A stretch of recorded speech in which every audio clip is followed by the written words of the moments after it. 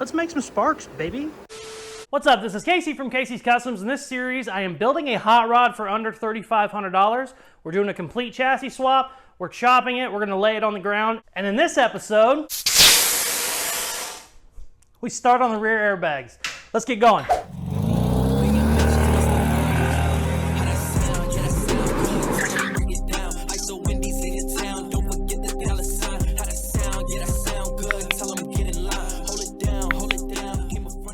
Okay, so we're back on the Blazer. I got all my 4-link stuff, all my airbag stuff. It all came in. I got a triangled 4-link. I think I might have to tweak that to work around the stock gas tank, but that's no big deal. We can do it if we have to. If you remember, this frame stuck out too far. We need to bob this frame like 6 inches. So I'm gonna probably do that before I start on the 4-link stuff, just to get it taken care of.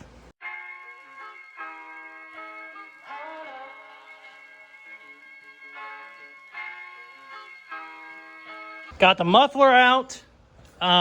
It seems clogged. It's way too heavy. Oh, wait. Oh, I thought it was blown out, but that's just that's mint there. So what I'm gonna do with this, I'm gonna cut that flange off and I'll end up making my own. This obviously wouldn't work with airbags anyway. Another thing I did, I went ahead and got my rear end mocked up where I want it, 6 inches longer than stock. I did this. This obviously isn't my final measurements or anything like that. It's just so I can get a rough idea of where it's gonna be. And I knew this was going to be in the way, but I wanted to double check. So the old shock mounts and stuff are going to be in our way now. So I'm going to go ahead and remove this and cut our back brace, move it up here. I'm going to obviously do this first while this holds everything square. And then once this is back here, I can remove this because now that will be keeping everything square. So we got to cut this guy and probably put it right there somewhere. It was hitting the back of the tail pan on the 51. I'll go over here just in case people didn't see it before. But when we put it up here for mock-up, the back frame was back here and it was caused that to push out. So it's got to be moved. So we're going to do all that right now. A lot of cutting, a lot of welding. Actually, you know what I'm going to do first? I'm going to put my mask on and get all this old rusty, dirty bullshit. I actually power washed this and it's still on there. So it's just, I think he lived on a gravel road and the gravel dust has just grabbed everything. So I'm gonna go in here and get some of this cleaned up in bare metal before I start cutting stuff so I can mark some stuff and it'll actually stay there. So let's do all that.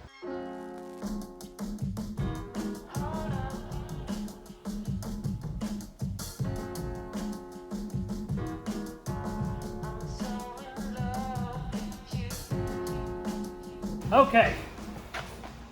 Time to mark this frame. I found just a piece of scrap metal, just about the length I want it. Maybe right there. It's nice when you have a plate because then you know, it doesn't matter how I cut this, it's gonna line up. I mean, you could technically cut this diagonally if you wanted to because they're gonna butt back up together. But flat plate, you know, it's square, just like that. Let's cut these out. I'm gonna start with a grinder, but if I need to, I have my plasma. Plasma will cut it easier, but it's not as clean, so we'll see how the grinder goes first.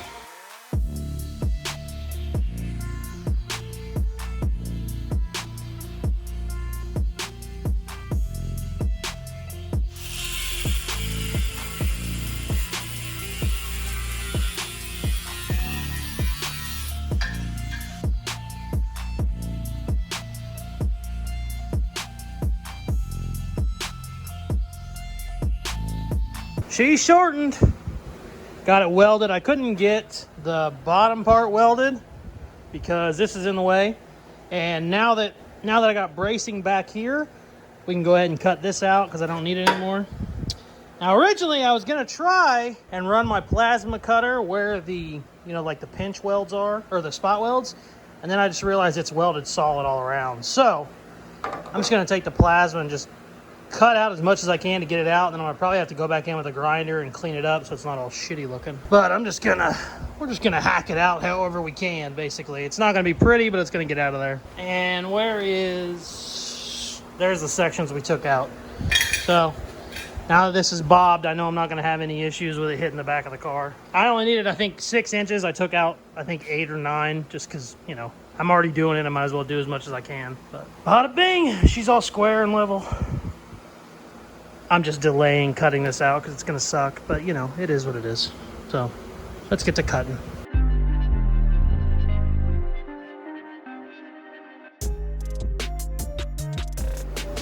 So this thing's being real stubborn, and I can't get my plasma cutter up in certain angles. I think I clogged the tip of the plasma cutter with this undercoating on it too. So now it's really mad. It's in timeout. We're going old school, baby. Stick welder turned up way too high. It will melt through about anything. I've cut lots of frames this way whenever I didn't have a lot of good tools. So I'm in danger. let's see what happens. This should do it, and I should be able to get down in there a lot easier. But let's make some sparks, baby.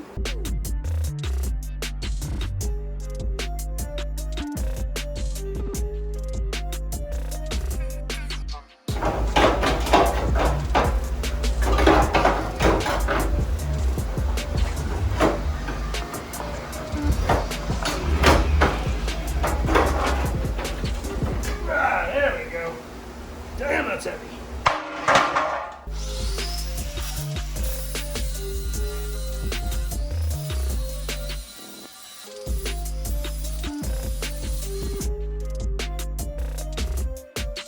Got everything cut out, got everything smoothed up, got everything welded. I think I'm going to take it off the jack stands and put the frame on the axle and see how low it is. Because I bought a C-notch.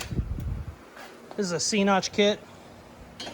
Gets the rear end way up there, and I don't know if I'm going to have to do all that. I think I'm going to go ahead and just drop it and then see. Obviously, I don't have to do the C-notch right now. I could do it later, but I just want to see where it's going to be. So let's do that.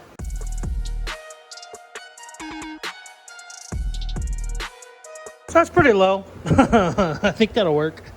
I don't think I'm gonna have to C-notch it. I'm trying to figure out how I want to do these airbags. The kit I bought is bag on axle, or I usually like to run the bags behind the axle, just because you have more room back here.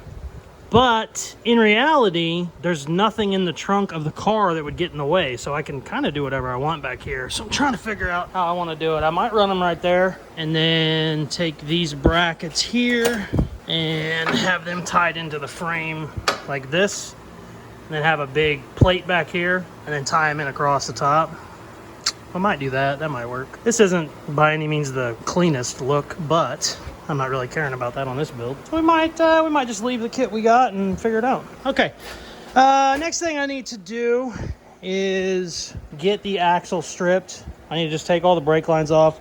I was gonna try and bend them around, but they're just in the way. So I just need to take all that off, grind it all down to bare metal so we can start tack welding shit, and start figuring out some geometry and making sure everything's square, and seeing if we can't get a bag put on there this episode, even though this is taking forever just to get to here. Also, I don't know if I made a video about this or not, but I got some dropped torsion keys. These drop the front end 3 inches, and then you can also loosen up the torsion to get even more. So I should be able to get probably 4 inches of drop out of the front end, and that should be great, because this looks so tall because of these giant fucking tires. These tires are like 3 inches over stock. I mean, they're really big. So I put a normal size, old school tire on there like that. Yeah, I took a measurement, and I think there were 6 inches. Those were 6 inches shorter, and that's like a standard wheel. So we do a 3 or 4 inch drop, put some normal rims on it. This thing should be, 6 inches lower than it is or more. And then we're going to have the bag, the back's going to be able to, basically that'll drag bumper whenever I do that. Because I haven't even sat the body on. The body's even lower than this. So we should be really good. Should be really, really good. Because whenever you put the older body on top, you channel it a little bit. So instead of just winding my rockers up, my car rockers will be down here a little bit more. Should work good. I've never done these. I've loosened them before. You can just loosen the bolt up, then that drops them quite a bit. I think you get like 2 inches out of that. I've never actually swapped them out to these lowered keys, but we'll figure it out.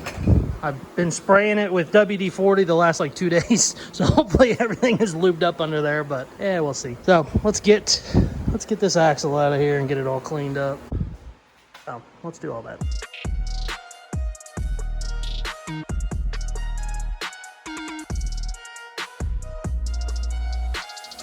Everything is stripped, ready for welding. I got my measurement on where the axle needs to be. This is the 115-inch wheelbase that we have on the 51 Chevy. Obviously, this mark isn't perfect. The cool thing with 4Links is everything is adjustable. Whenever I get all my brackets made and I get everything, I have a good idea where it needs to be, but if after I get everything welded in, if something's off a 1/4 of an inch, we can adjust that in the links, which is cool. But I got an idea where it needs to be. I'm gonna get the rear end up into there and get it measured side to side so it's not in there, you know, all to one side or the other. And probably go ahead and tack the brackets in and start figuring out how we're gonna do our upper mounts.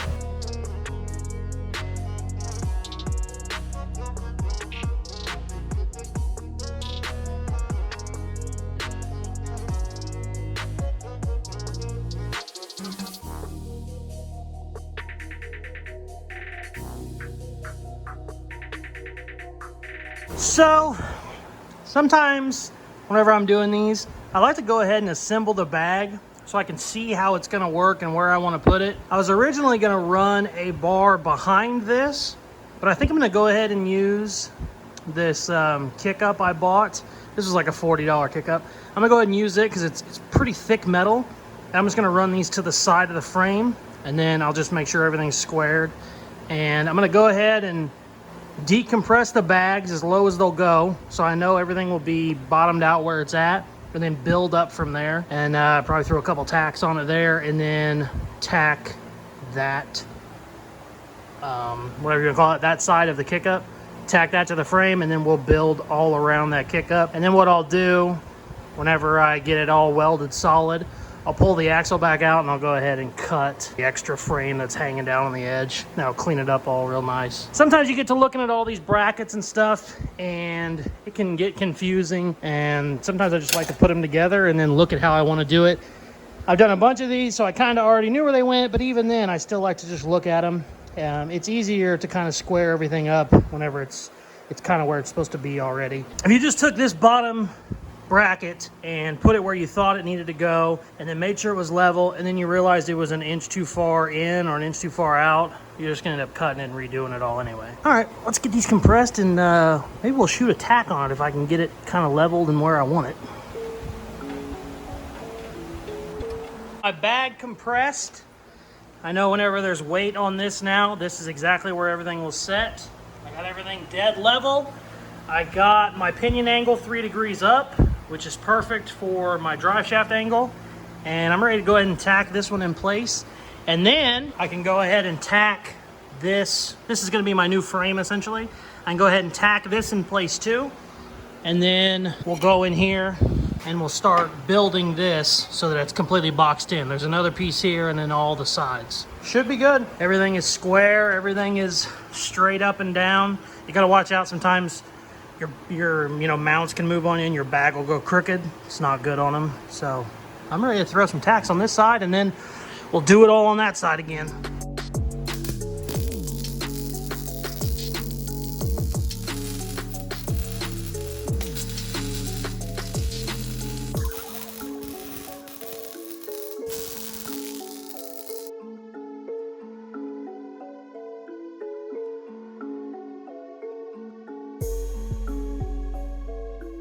So I went ahead and tacked this originally, and then this just had too much flex.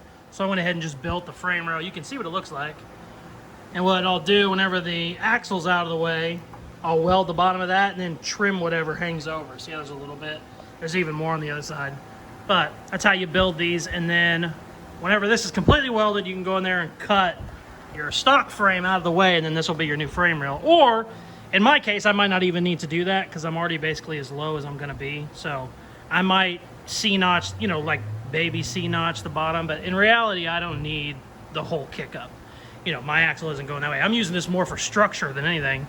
And then what I'll do, whenever I get all this together, I'm gonna run a bar, maybe the front and the back, maybe just the back, but I'll run a bar across for both of them, and that'll even give it strength this way. But let me show you where the money shot is. Bada bing. Bada bing. That's how you do it, baby.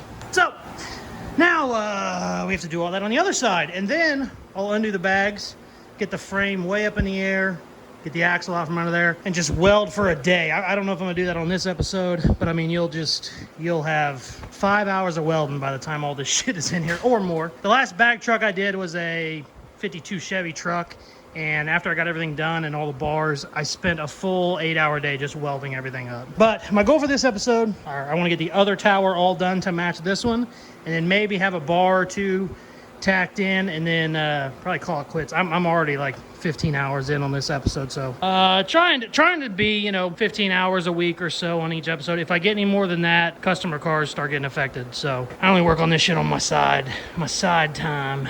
But I just said all that to take a break. We're gonna decompress this bag just like we did on this side, and then we'll start tacking stuff.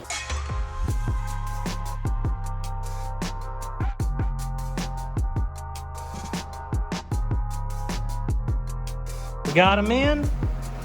Both of our little frame sections also.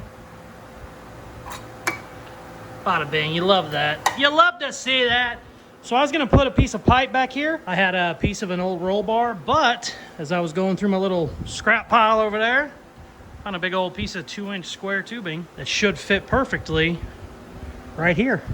So I'm gonna take some measurements and see if it won't fit there. If it won't fit there, it might fit on that side, but we'll see.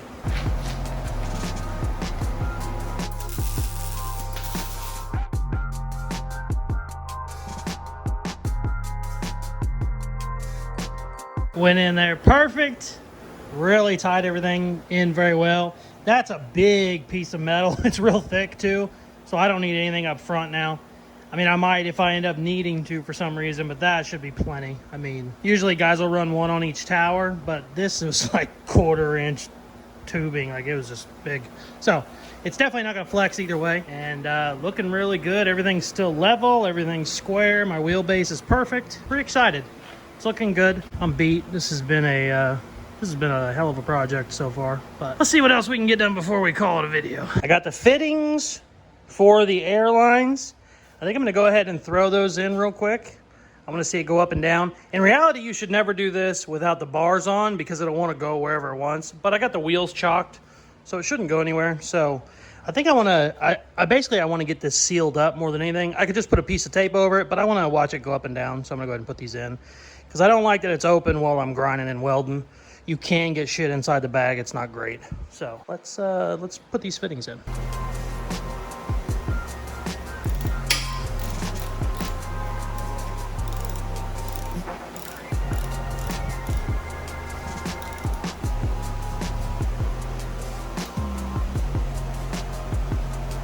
All right, we should have juice if I put air in it. Let's see what happens.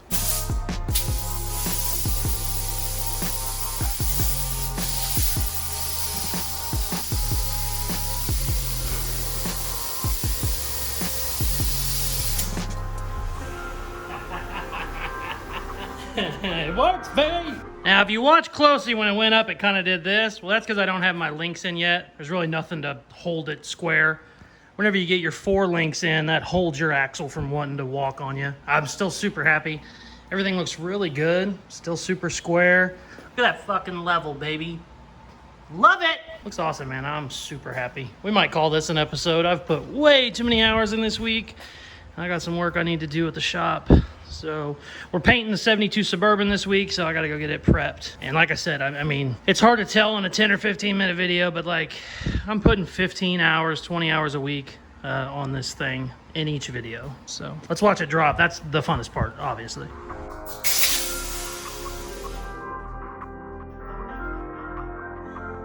I love that. That never gets old. I mean, check that out. Cool, man. Airbags are the most fun, I swear to God. They are by far the most fun. The links should be a little bit easier. I'm gonna drain the tank, get the tank up in there so I can figure out where my front links go. From what I've seen, a lot of guys will run like a dog leg link, which basically like is over and then to 1, if that makes any sense, instead of a triangle to get past the gas tank.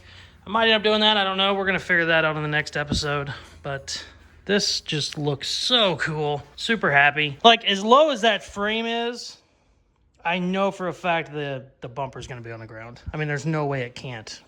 There's no way it can't be. Oh, next episode we'll drop the front. I got those, watched a couple videos on how these dropped keys go in. And About the biggest problem you have is rusty stuff. So I've been spraying WD-40 up in there about every day. So it should be pretty good and lubed whenever we finally tackle it. So, oh, we'll go over the budget on the next episode too. This airbag stuff was not cheap. It wasn't as expensive as I thought it was going to be, but it's not cheap. I usually buy top of the line stuff, well, mid-tier stuff. This one I went on the cheaper route to save money for the budget, and it was a little more affordable than I expected.